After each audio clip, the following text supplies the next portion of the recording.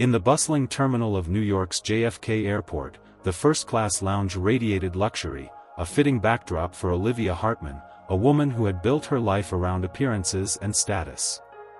At 42, Olivia embodied wealth and sophistication, her diamond-studded watch glinting under the soft lounge lights. Her perfectly styled chestnut hair cascaded over her tailored blazer, an outfit that proclaimed old money and privilege. As she sat in a plush leather chair, sipping a glass of vintage champagne, a young attendant approached with a respectful nod. "Good afternoon, Ms. Hartman. Your flight to Los Angeles is ready for boarding."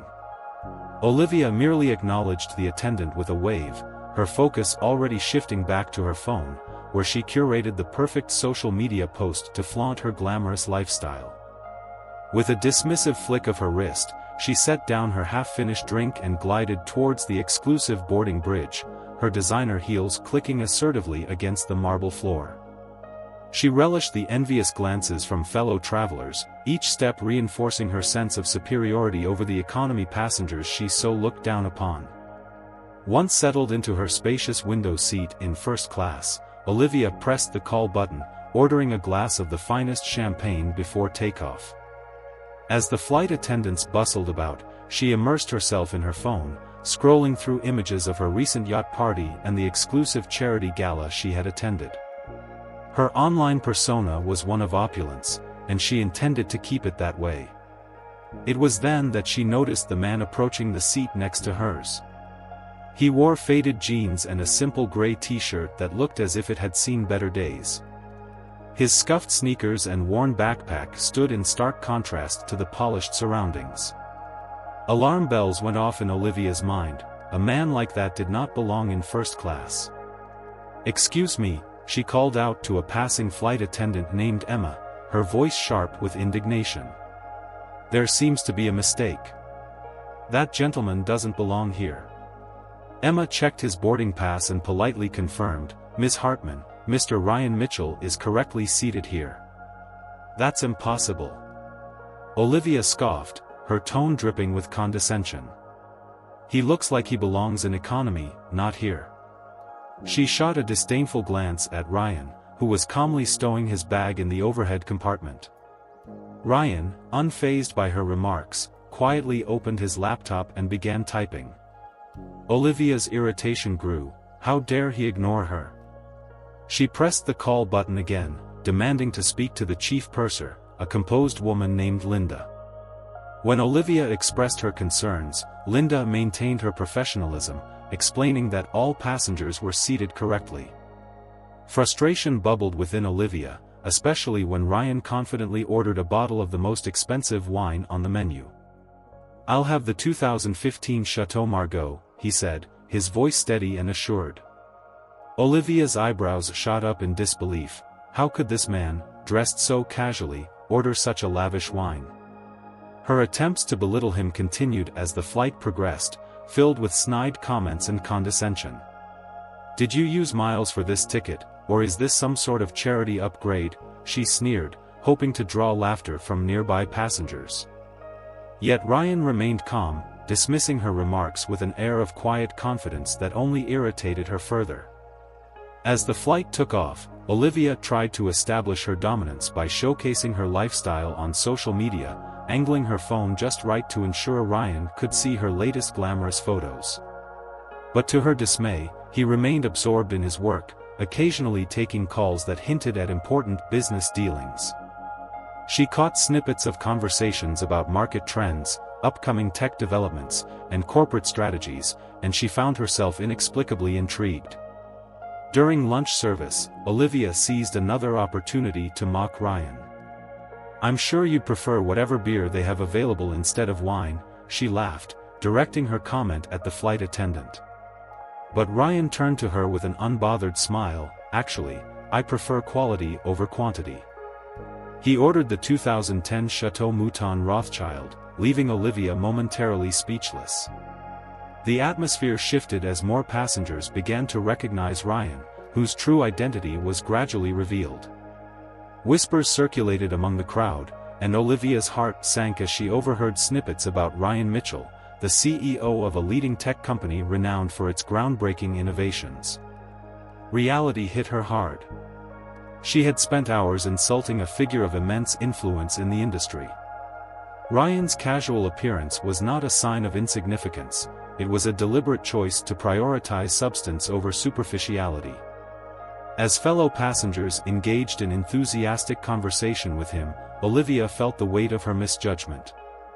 When a flight attendant approached Ryan with important documents, it became evident that he was not only a successful CEO but also a philanthropist who cared deeply about his community. Olivia, who had spent the flight boasting about her importance, sat in stunned silence, her cheeks flushed with embarrassment. As Ryan was offered a visit to the cockpit, Olivia seized the moment to apologize for her earlier behavior.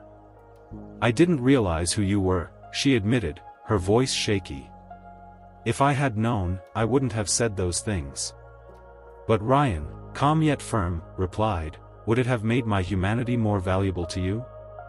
The question hung in the air like a heavy weight, and Olivia felt the stares of fellow passengers piercing through her. As the flight attendant announced a need to reseat passengers for comfort, Olivia's heart sank further.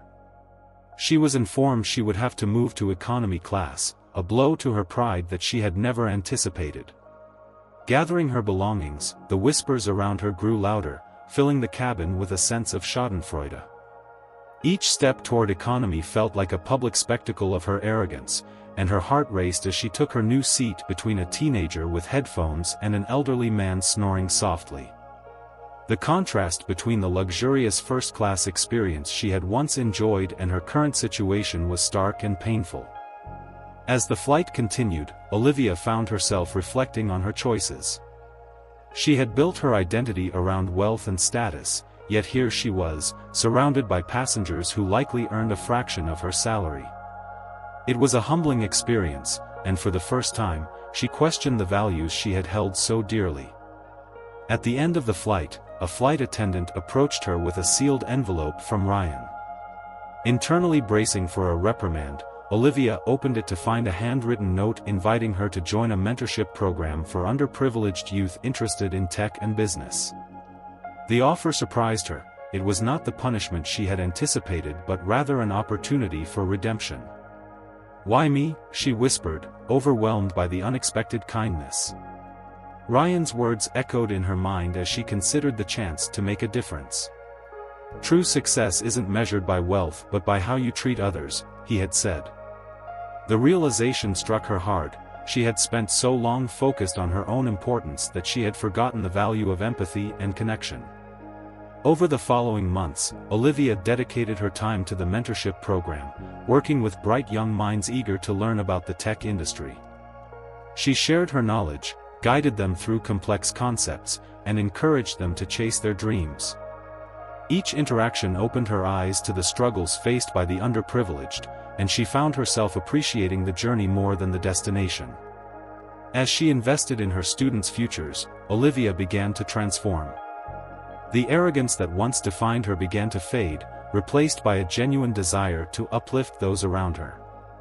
She organized workshops, brought in guest speakers, and created opportunities for her mentor to network with industry professionals. Months later, Olivia found herself back in first class, this time accompanying two of her students who had earned scholarships to a prestigious tech program. As she helped them navigate the menu and engage in conversation, she caught the approving smile of Linda, the chief purser. Throughout the flight, Olivia felt a sense of fulfillment she had never experienced before. She realized that true luxury isn't defined by where you sit but by how you uplift others.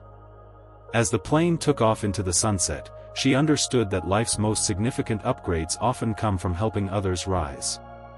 In that moment, Olivia felt a profound sense of gratitude for the lessons learned during her journey. She had transformed from a woman focused solely on appearances to someone who recognized the value of kindness and connection. As she looked out the window, watching the clouds drift by, she knew that her heart had been upgraded in ways far more meaningful than any first-class seat could provide. Now, Olivia's social media showcased different photos, her students' success stories, their small victories, and their growing confidence. She had found a new purpose, one that filled her with joy and a sense of belonging she had never known before. And as she prepared to land, she realized that her true journey was only just beginning.